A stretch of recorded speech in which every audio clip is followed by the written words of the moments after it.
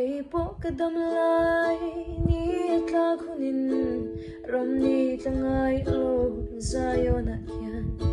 beram no ne na moy sa in kan mga ilong do kalta tene lay she ngay lovin kan leza ang chin na bia tu re kan sui to lo sa tuanin van earth